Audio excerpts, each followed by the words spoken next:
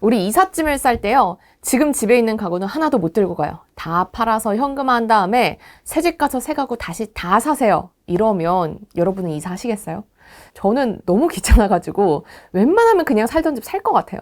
지금까지 퇴직연금 계좌를 다른 회사로 옮기려면 이런 식이었습니다. 이전 계좌에서 투자하던 상품을 싹 팔고 새 계좌에서 상품을 다시 싹 사야 됐어요. 근데 이제는 바뀝니다. 10월 15일을 기준으로요. 지금 집에 있는 가구 그대로 이사 갈 수 있게 됐어요. 이렇게 좋은 걸 왜 지금에서야 도입하나? 그러게요. 지금이라도 됐으니까 다행이죠. 오늘은 새롭게 바뀌는 퇴직연금 실물 이전 제도라는 게 뭔지, 대체 그럼 왜 이사를 가는 건지, 가려면 어떻게 가야 되는 건지, 이사할 때 주의점은 뭔지까지 속속들이 살펴보도록 하겠습니다. 이 퇴직연금 실물 이전 제도라는 거는 말 그대로 퇴직연금을 옮기는데 실물로 옮길 수 있게 해준다는 거예요. 그러니까 가구 들고 이사할 수 있게 해준다는 거죠. 이전에는 연금 계좌를요, 예를 들어서 A은행에서 비증권사로 옮긴다. 그러면 기존 계좌에 있던 상품 다 팔고 현금을 들고 옮겨야 됐어요. 근데 이렇게 하면 문제가 있죠. 일단 귀찮습니다. 이 해외 펀드 같은 경우면 사고 팔고 하는 처리 기간만 거의 일주일이 걸려요. 그리고 또 새로운 계좌에서 다시 매수를 해야 되니까 그것도 귀찮고, 또 이전에 이미 수익이 나고 있던 거를 판 다음에 다시 사니까 계좌에서 수익률이 0%로 리셋이 되겠죠. 그러면 내가 연금에서 돈을 얼마나 잘 굴리고 있는 건지 이 계산도 한눈에 하기가 어려워요. 더군다나 만약에 퇴직연금 계좌를 옮기려고 주식에 투자하던 거를 팔았어요. 그런데 옮기는 며칠 사이에 주식시장이 갑자기 막 올라버린 겁니다. 짧게는 몇 개월, 길게는 몇 년을 그 상승기를 기다리면서 투자를 해왔는데 그거를 딱 놓칠 리스크도 있는 거죠. 그리고 또 만약에 퇴직연금 계좌에서 정기예금을 들고 있었다라고 하면 이 만기가 될 때까지 기다리거나 아니면 중도 해지하고 계좌를 옮겨야 되는데 이것도 중도에 해지하면 대부분 수수료를 떼죠. 그러니까 이런저런 문턱이 지금까지는 이렇게나 많았습니다. 이 15일 이후부터는요, 이제 가지고 있었던 상품 그대로 다른 금융사로 퇴직연금 계좌를 옮길 수가 있어요. 이렇게 하면 아무래도 사람들이 더 쉽게 연금을 이사를 하겠죠? 그러면 금융사 입장에서는 고객들을 유치하려는 경쟁을 더 치열하게 벌일 겁니다. 그러니까 더 이상 우리를 잡아놓은 물고기라고 생각하지 않고 잘 안 해주면, 수수료가 비싸면, 투자하기가 불편하면 언제든지 떠날 수도 있겠네? 라고 생각하면서 어떻게든 좀 더 잘해주려고 하겠죠? 그러니까 우리 입장에서는 좋은 변화를 기대를 할 수가 있는 겁니다. 그렇다면 퇴직연금 이사, 실물 이전, 이거는 어떨 때 해야 되는 걸까요? 우리 이사할 때도 지금 사는 집이 뭔가 불편하고 다른 집이 좀 더 좋아 보일 때 이렇게 이사를 하죠. 연금에서도 마찬가지입니다. 일단 가장 쉽게 비교해 볼 수 있는 부분은 수수료일 것 같아요. 이 업건별로 보면 대략 이렇습니다. 은행이 제일 비싸고요. 생명보험, 증권, 손해보험 순이에요. 근데 우린 이 업건이 중요한 게 아니라 내가 가입한 데는 얼마고 다른 회사는 얼마인지 이게 중요하죠. 이 정보는 금융감독원이 운영하는 통합연금 포털이라는 데 가시면 거기에 퇴직연금 비교공시라는 메뉴가 있어요. 여기서 회사별로 또 유형별로 총 비용이 어느 정도 드는지를 확인할 수가 있습니다. DB형에 가입하신 분들, 그리고 DC형에서 이 회사가 의무적으로 납입해주는 그 금액이 있죠. 그거에 대한 수수료는 회사가 내줘요. 그런데 DC형에 개인적으로 추가 납입을 하거나 아니면 IRP에서 가입한 수수료는 내가 부담을 해야 되거든요. 그러니까 기본적으로 수수료는 좀 낮은 게 좋겠죠. 두 번째로 나는 퇴직연금을 적극적으로 굴리고 싶은데 이 은행, 이 증권사의 퇴직연금 계좌에서 살 수 있는 상품이 좀 적네? 이런 경우 퇴직연금 사업자를 바꾸는 걸 생각해 볼 수가 있을 겁니다. 이 연금 사업자마다 투자할 수 있는 상품 라인업이 몇 개쯤 되는지 이게 중요할 텐데 이게 공시가 되는 사항이 아니라서 이걸 한눈에 보기가 어려워요. 각 회사 홈페이지를 들어가 보시면 퇴직연금 상품 제안서라는 걸 공개하고 있거든요. 여기를 들어가서 뜯어봐야 됩니다. 큰 틀에서 말씀드리면요. 보통 은행은 원리금 보장형 상품 라인업이 좋고요. 증권사는 펀드, ETF 이런 투자 관련 라인업이 더 좋습니다. 제가 퇴직연금 사업자 중에 적립금 기준 상위 사업자들만 추려가지고 ETF 라인업 개수 이거는 조사를 해봤는데요. 결과는 이렇습니다.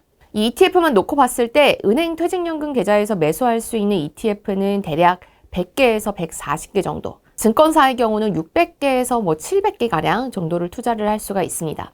그리고 세 번째는 상품 매매, 특히 연금 계좌에서 ETF를 사고 팔 때 어느 쪽이 편리한가인데요. 이거는 증권사가 압도적으로 편합니다.